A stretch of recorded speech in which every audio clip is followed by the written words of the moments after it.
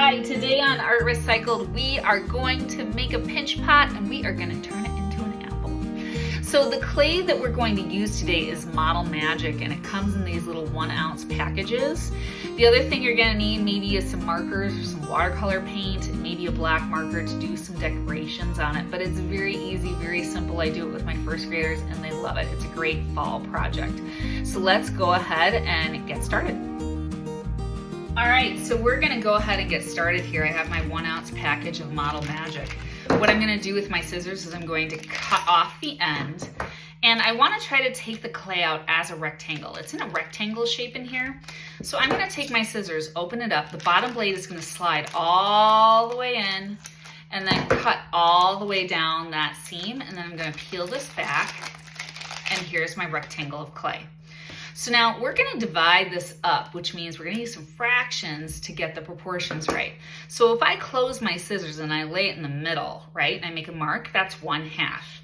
If I go to one side of that line and I kind of put my scissors in the middle of that space, that would be 1/4. So 1/4, 2/4, or 1/2, and then, so on and so on. So now I'm going to take and I'm going to cut my clay at that 1/4 mark right to the right.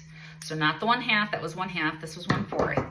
And now what I'm going to do is I'm going to take this little piece of clay and I'm going to cut it in half and add 1/2 to the bigger piece. So this is really 1/8. So I'm gonna move that over there, and then 7/8 of my clay is going to be put into a ball. Now you could take your palms, you could squish it like this, you could roll it on your table, do all of that to try to smooth out your clay. Now we're gonna turn this into a bowl. And so what I'm going to do is I'm going to lay my hands on two sides like this. I'm gonna put my thumbs on top. And what I'm gonna do is I'm gonna dive my thumbs into the ball of clay like they're getting stuck in a bowling ball. Now here's what my brain is gonna do, ready? My thumbs are gonna pinch the clay and my brain is going, where does the clay feel thicker and where does it feel thinner? If it feels thinner, I don't pinch as much with my thumbs. Now you want this to be a bowl, not a plate. If you accidentally get a plate and it goes flat like a pancake, just push it back into a ball and try it again. But I'm going to try to open this up, and I can feel it's a little thicker at the top, so I'm actually pinching a little bit more there, trying to get my thumbs deep enough. The walls are starting to feel pretty even. Now I don't want the walls of the pot to be too thin because I'm going to attach my apple stem and my leaf to the wall of the pot here. So that's pretty good. It's this nice round shape. I can even flatten out the bottom a little bit to get it to stay a little bit more by just taking my thumb like that. And again, if you accidentally, do too much and it goes flat, then just put it into a ball and try it again. So now I have this little piece here. This little piece is gonna be the stem of the apple and it's going to be the leaf of the apple. So what I'm actually gonna do is I'm just gonna peel off a little bit and I'm going to take this and turn it into a ball. That's gonna be my leaf eventually. And this part I'm going to roll like this between my hands, or roll it like this on the table.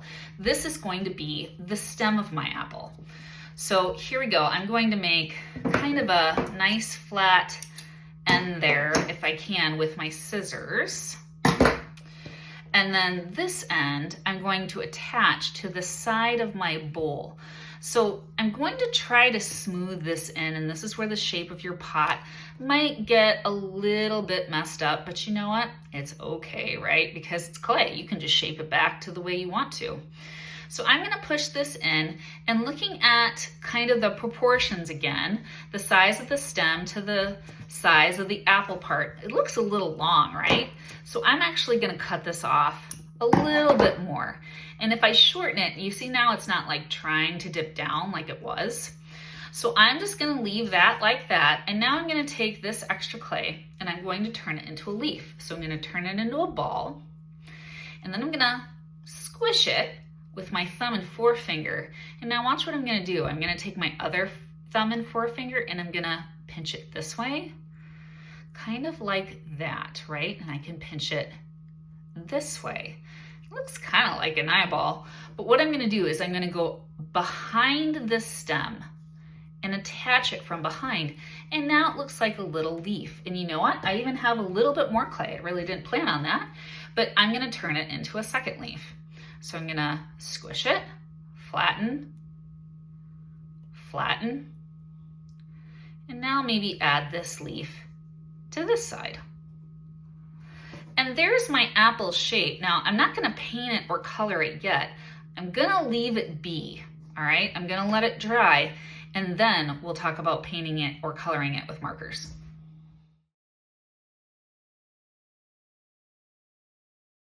Okay, now that my 2 clay pinch pots are dry, I'm going to use paint to decorate these today. You could use markers as well.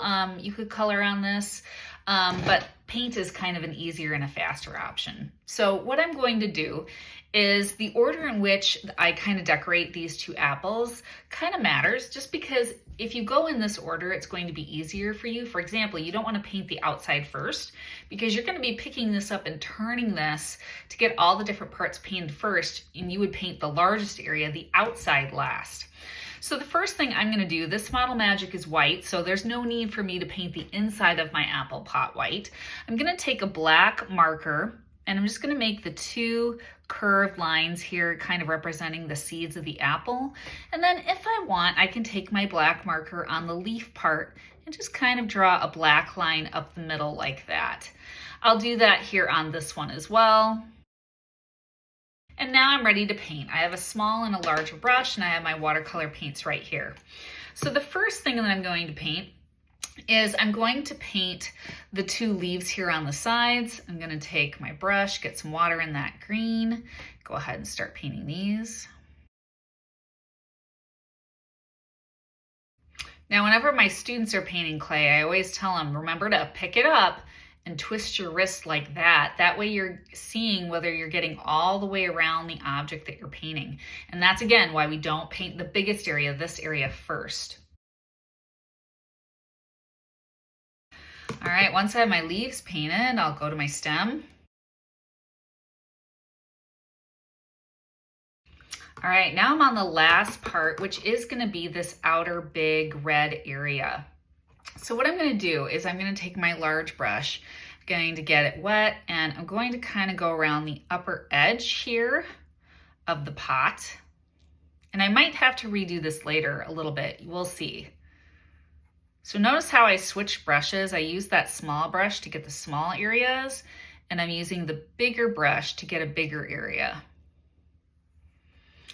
Just kind of go around the rim like this. And again, I'm gonna leave that inside nice and white. And now I'm gonna take the pot and I'm gonna flip it over. And so now I don't really have to pick it up anymore. I can just take my red watercolor paint and I can just paint it like this. And instead of trying to pick it up and turn it, it's going to be easier actually if when I can't kind of see where I'm painting anymore, I turn the mat.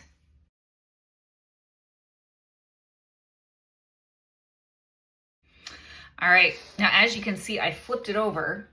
And there are some little parts I didn't get, or there's some little parts of paint that are bleeding, right? So if you obviously use a thicker paint like tempera paint, it's not going to bleed as much as watercolor paint. So that's thing number 1. You could use a much thicker paint than this. And thing number 2 is if you do get a color somewhere where you don't want it, you can just take a Kleenex or a paper towel, dab it, and most of the time it'll come right off.